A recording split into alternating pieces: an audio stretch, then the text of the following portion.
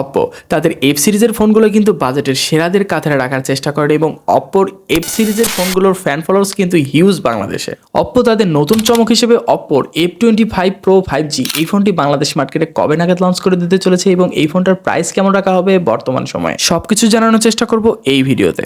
আর হ্যাঁ, এই ফোনটার স্পেসিফিকেশনের দিক থেকেও খুব একটা কমতি রাখে নাই, যা কিছু দিয়েছে সব দিক থেকে আমার মনে হয় ভালো ডিসপ্লে, ভালো ক্যামেরা, ভালো পারফরমেন্স, ওভারঅল ভালো একটা ডিজাইন, সব মিলে এই ফোনটা কিন্তু দারুণ কিছু অফার করছে আপনার জন্য। আর হ্যাঁ, এই ফোনটার প্রাইস কতটুকু রাখা হবে এবং এই প্রাইস পয়েন্টের মধ্যে এই ফোনটি কেনা কতটুকু যুক্তিযুক্ত এবং ভ্যালু ফর মানি সেটাও জানানোর চেষ্টা করবো। সো বরাবরের মধ্যে আমি রয়েছি পারভেজ হাসান, আর আপনারা দেখছেন পিএই জোন। একটু মতো মিস না করে চ্যানেলটি সাবস্ক্রাইব এবং লাইক করে চলুন শুরু করা যাক।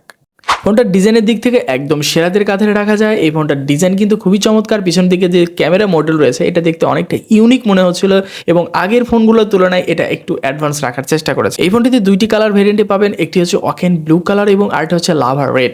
আর আপনারা যেটা দেখছেন এটা হচ্ছে লাভা রেড কালার, এটা দেখতে কিন্তু খুবই গর্জিয়াস এবং এটা কিন্তু একটা ইউনিক কালারের মধ্যে রাখা। এছাড়া ফোনটার কিন্তু ওজন হিসেবে প্রায় রয়েছে 177 গ্রাম এবং এটার থিকনেস প্রায় 7.5 মিলিমিটার, যে কারণে ফোনটা কিন্তু বেশ স্লিম এবং হালকা পাতলা একটি ফোন, যে কারণে এক হাতে ইউজ করার জন্য যথেষ্ট পারফেক্ট একটি ফোন। ফোনটার বডি এবং materials totally plastic, but plastic হওয়া সত্ত্বেও দেখতে এতটা চিপ লাগে না, মোটামুটি দেখতে সুন্দর লাগে এবং পিছনে একটা ম্যাট টেক্সচার দেওয়া আছে যেটা বেশ প্রিমিয়াম একটা ভাইব সৃষ্টি করে। এছাড়া ফোনটার ফ্রন্ট সাইডে রয়েছে ছোট্ট পাঞ্চল কাটারের মাধ্যমে একটি সিমেন্টিক একটা বেজেললেস ডিসপ্লে, যেটা দেখতে খুবই চমৎকার লাগছিল। পোর্শন বাটন সেকশনে একটি জিনিস আপনার স্যাক্রিফাইস করতে হচ্ছে, সেটা হচ্ছে 3.5mm হেডফোন জ্যাক। এছাড়াও সকল রকমের স্পোর্টন বাটনে দেখাই আপনি পেয়ে যাবেন। আরও থাকছে IP65 water and dust resistant, এটা একটা ভালো বিষয়। এই ফোনটার ডিসপ্লে সেকশনে রয়েছে 6.7 ইঞ্চের একটি 1 বিলিয়ন কালারযুক্ত একটি অ্যামোলেড ডিসপ্লে, যে ডিসপ্লেতে রয়েছে 120 হার্টজ রিফ্রেশ রেট এবং HDR10+-এর সাপোর্ট এবং সর্বোচ্চ 500 নিট থেকে 900 নিট থেকে একদম সরাসরি 1100 নিট পর্যন্ত পিক ব্রাইটনেসের সুবিধা পাচ্ছেন এই ডিসপ্লে থেকে, যে কারণে ডিরেক্ট সানলাইটে গেলেও এই ডিসপ্লে নিয়ে খুব একটা ইস্যু ফেস করবেন না। এক্ষেত্রে বলা যায় যে দারুণ একটা এক্সপিরিয়েন্স গেদার করতে পারবেন এই ডিসপ্লে থেকে। এছাড়াও এই ডিসপ্লের চিন এরিয়া, বেজেল এরিয়া এতটাই ন্যারো রাখা হয়েছে যে কারণে আপনি দেখতে একদম সিমেন্টিক লাগছিল এবং ভিভিড কালারযুক্ত ডিসপ্লে হওয়ার ফলে দেখতে কিন্তু কন্টেন্ট ওয়াচিংয়ের ক্ষেত্রে বেশ দারুণ একটা এক্সপিরিয়েন্স পাবেন। এছাড়াও ডিসপ্লের আপনার রেজুলেশনও কিন্তু 1080x2412 পিক্সেল দেওয়া আছে এবং পিপিআই ডেন্সিটি রয়েছে 394 পিপিআই ডেন্সিটি এবং ডিসপ্লেতে পান্ডা গ্লাসের সুবিধাও রয়েছে। সো এই ক্ষেত্রে কিন্তু আপনি ডিসপ্লে থেকে একদম টপ নচ কোয়ালিটির জিনিসগুলোই পাচ্ছেন। সো এক কথায় বলতে গেলে ডিসপ্লে আমার কাছে খুবই জোস লেগেছে এবং ডিরেক্ট সানলাইটে যেহেতু 1100 নিট পর্যন্ত পিক ব্রাইটনেসের সাপোর্ট দেওয়ার সুবিধা রয়েছে, এটা একটা ভালো বিষয় এবং 120 হার্টজ রিফ্রেশ রেট, এটা বেশ বাটার একটা ফিল দেওয়ার চেষ্টা করবে আপনাকে। এবার আসি পারফরমেন্স সেকশনে। পারফরমেন্স সেকশনে অ্যান্ড্রয়েড 14 ভার্সন পাবেন এবং ব্যাকএন্ডে রয়েছে কালারওয়েজ 14 ভার্সন এবং অ্যান্ড্রয়েড ভার্সনের আর 2 বছর মেজর আপডেট পাবেন এবং কালারওয়েজ ভার্সন নিয়ে কথা বলতে গেলে মোটামুটি আগের চাইতে অনেকটা অপটিমাইজ করেছে এবং কিছু কিছু সময় কিছু কিছু আলতু অ্যাপস দেখা যায় এটা আসলে পরবর্তীতে রিমুভ করা যাচ্ছিল এবং বিভিন্ন সময় অবাঞ্ছিত অ্যাড আসার যে প্যারাটা এটা কিন্তু আপনি ফ্রিতে পেয়ে যাবেন। এছাড়া ফোনটার চিপসেট হিসেবে রয়েছে মিডিয়াটেকের ডায়মেনসিটি 7050 6 ন্যানোমিটার আর্কিটেকচারে বিল্ড করা একটি 2.6 গিগাহার্টজের অক্টাকোর প্রসেসর। এই চিপসেট নিয়ে কথা বলতে গেলে এটা একটা 5G প্রসেসর, এই ফোনটাও একটি 5G ফোন। সো এক কথায় 7050 চিপসেট দিয়ে আপনি মোটামুটি কাজবাজ ইজিলি চালাতে পারবেন এবং এছাড়াও এই চিপসেটের অন্তত বেজমাস স্কোর প্রায় 5 লক্ষর ওপরে এবং সিঙ্গেল করে প্রায় 995 97 মতো কাজ করে এবং মাল্টি করে প্রায় 2 লক্ষর ওপরে কাজ করে। তো সেই ক্ষেত্রে আমরা বলতেই পারি যে একটা ইজিলি আপনি ডেইলি লাইফে ইউজুয়ালি কাজ করতে পারবেন এবং টুকটাক যেগুলো ভারী কাজ আছে সেগুলো করতে পারবেন। গেমিং এর কথা চিন্তা করলে পাবজি আপনি প্রায় 60 FPS এ প্লে করতে পারবেন। এছাড়াও যদি আপনি ফ্রি ফায়ার বা অ্যাশপল 9 বা হাই গ্রাফিক্সের গেমগুলো আপনি প্লে করতে চান তাহলে ইজিলি প্লে করতে পারবেন, বাট আপনাদেরকে রিকমেন্ড থাকলো অবশ্যই এগুলো আপনি একটু স্ট্যান্ডার্ড বা স্মুথ দিয়ে খেলার চেষ্টা করবেন। এবং এই ফোনটাতে র্যাম হিসেবে রয়েছে LPDDR4X এর 8GB একটি র্যাম এবং ভার্চুয়ালভাবে আরও মনে আপনি 8GB র্যাম ধরে রাখতে পারেন, তো সেক্ষেত্রে প্রায় 16GB র্যামের সাপোর্ট পাচ্ছেন এবং স্টোরেজ হিসেবে থাকছে 128GB এবং 256GB। So as you like আপনি যেটা ওখানে একটা পারচেস করতে পারেন এবং এটার টাইপ থাকছে UFS 3.1। এটা কিন্তু একটা ভালো ব্যাপার, যে কারণে খুবই স্মুথ এবং বাটার একটা ফিল পাওয়া যাবে এবং এটা নিয়ে খুব একটা লেগে ফিল হবে না এবং 8GB র্যাম থাকার ফলে এটার মাল্টিটাস্কিং করে থাকেন সেক্ষেত্রে একটা দারুণ ফিল পাবেন। এছাড়াও র্যাম ম্যানেজমেন্টের দিক থেকে একদম ভালো একটা বেটার ফিল পাবেন এটা নিঃসন্দেহে। সো এই ফোনটার পারফরমেন্সটা কথা বলতে গেলে মোটামুটি অ্যাভারেজ রাখা যায়। Day to day task, multimedia consume, আপনি যদি মোটামুটি গেমিং করতে চান তো তাহলে এটা করতে পারেন, বাট হাই গেমিংদের জন্য অবশ্যই না।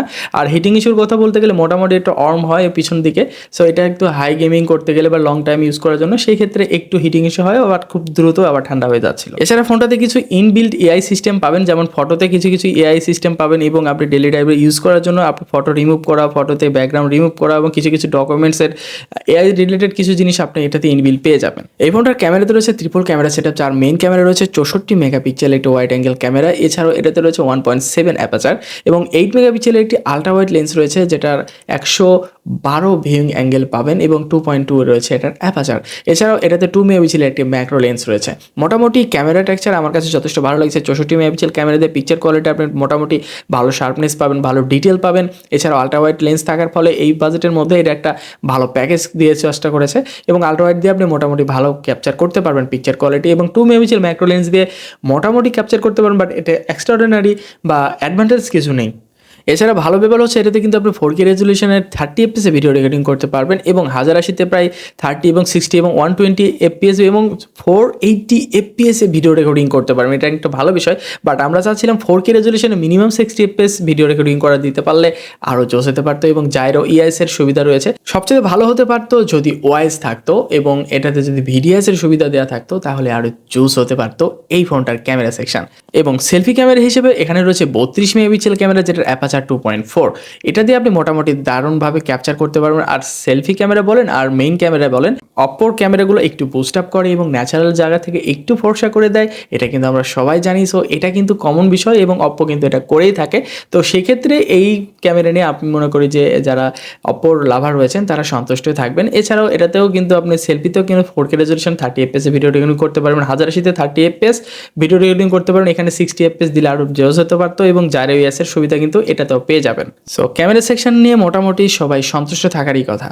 এই ফোনটিতে 5000 mAh এর ব্যাটারির সাথে 67 ওয়াটের একটি চার্জার দেওয়া আছে, যেখানে 48 মিনিটে 100% চার্জ করার সক্ষমতা রাখে এবং সেন্সর সেকশনে সকল রকম সেন্সর পাবেন, মানে ইন ডিসপ্লে ফিঙ্গারপ্রিন্ট সেন্সরটা এটাতে পেয়ে যাচ্ছেন, optical fingerprint sensor, extremity sensor, gyro, proximity, compass, সকল রকম সেন্সরে দেখাই আপনি এই ফোনটাতে পেয়ে যাবেন।